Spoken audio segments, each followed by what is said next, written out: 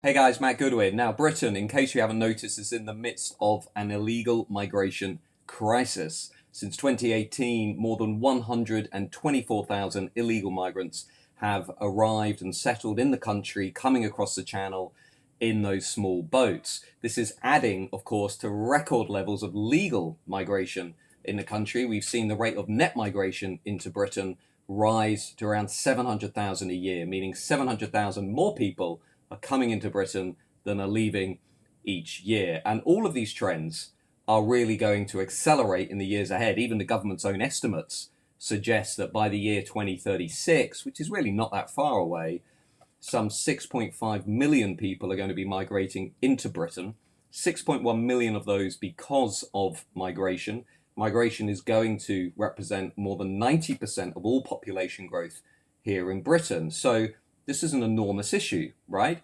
Now, what I want to talk about today is Labour's approach to illegal migration. All those small boats, all of the illegal migrants entering the country, lots of people out there are really concerned about this. It was the number one reason why Reform Party voters left the Conservatives and some left the Labour Party for Nigel Farage and Reform. Stopping the small boats was their top priority. Now, what has Keir Starmer and his new Labour government said about this? Well, they've said that firstly, they are not going to leave the European Convention on Human Rights. They have pushed back strongly against that since coming into power. I think that's a mistake. I think only by leaving international and European courts can we actually fully take control of our borders, and can we also, by the way, deport foreign criminals, rapists, murderers, and so forth out of the country. Labour said they're not going to do that. That's going to limit what we can deliver and what we can't deliver. They've also overturned the Rwanda Act. Now, that was a really big deterrent for would-be illegal migrants. We knew that it was beginning to have an effect because many of those migrants were moving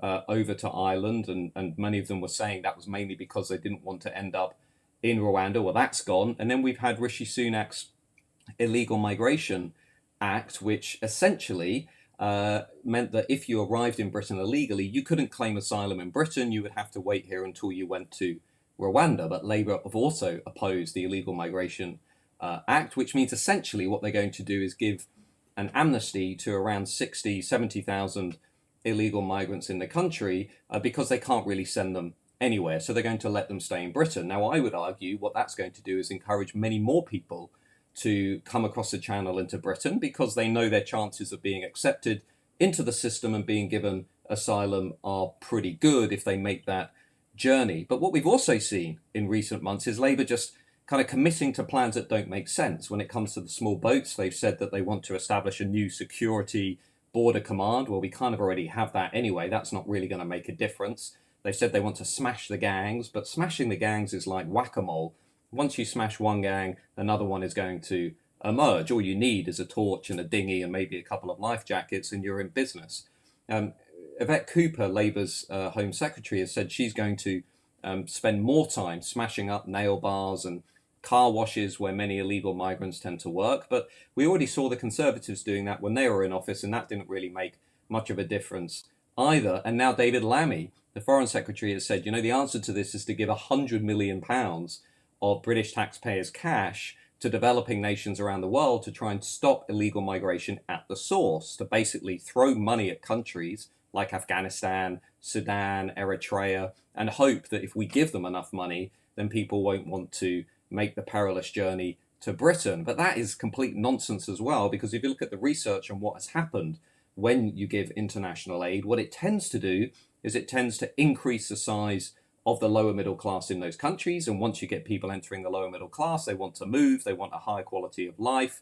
There's very little evidence to suggest that will make any difference. And if you look, for example, at, say, a country like Afghanistan, well, Afghanistan's GDP per head is about $355 versus the UK is around 46,000. So you've got this enormous disparity. So giving £100 million is not going to make any difference really whatsoever at all. And if we gave countries like Afghanistan more than 200 million only a few years ago, and still lots of migrants were leaving to come to the UK, why on earth would it make much of a difference now? So listen, if you really want to solve this crisis, which I do, because I don't want children losing their lives in the channel, I don't want adults losing their lives in the channel, I don't want people basically entering the busiest shipping lane in the Western world, and I don't want the British people being taken for fools. To be frank, we said we would give them control. We said we would take back control. We would become a self-governing, independent nation. And the illegal migration crisis is making a mockery of that. So what we need to do, I would argue, is we need to leave the European Convention on Human Rights.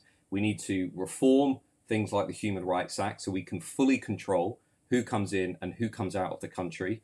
We need to rapidly slow down our policy of mass migration. We need to invest much more effort and energy at integrating people who are already in the country. And we need to use existing laws to clamp down on illegal migrants who are in Britain. We have about 1.2 million illegal migrants in the UK. I don't think that's a sustainable position to be in. I think it makes a mockery of our country. Those are some really tough choices, some tough things we need to do.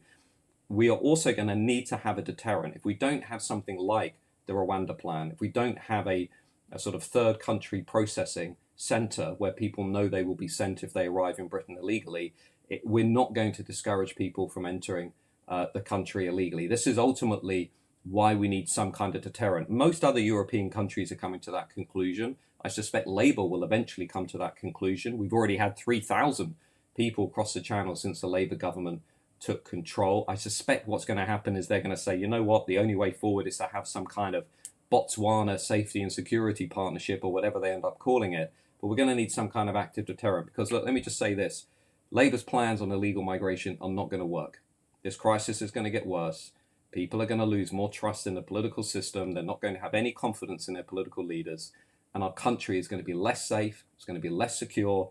And British people are going to be left asking themselves, what happened to taking back control? If you think this is interesting, if you agree with my views, join us at mattgoodwin.org. We have a Substack. We have articles that go out to 40,000 people from 160 countries around the world, 50 of the United States of America. This video was remotely useful for you. Hit like and subscribe. Please tell friends and family. Thanks.